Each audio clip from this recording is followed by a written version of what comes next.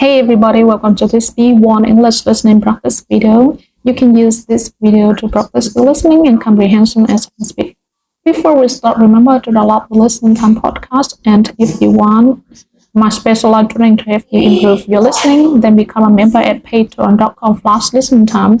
If you become a member, you receive my seminars, which will help you listen more effectively and understand native speakers.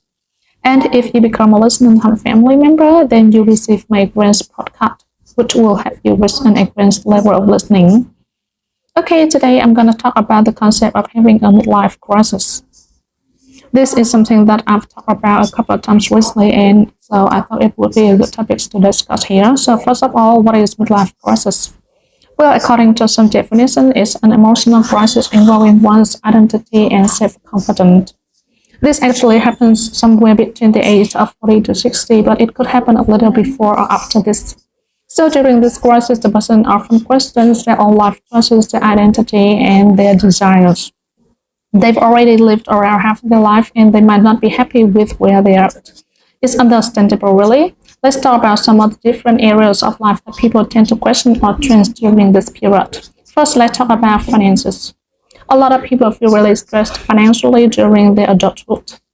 Not only do they need to provide for themselves and any family they have, they also need to think about their children's future expenses, their own retirement, and plenty of other things. Thus, it's normal to feel like you've barely getting by financially. And when you're feeling the ways in your 40s or 50s, it's especially stressful.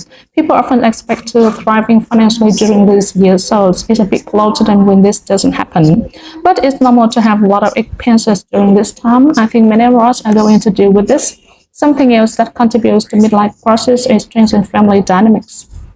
In the US, it's common for kids to move out of their parents' house at a relatively young age. This means that a lot of people in their 40s and 50s become empty nesters, as we call them.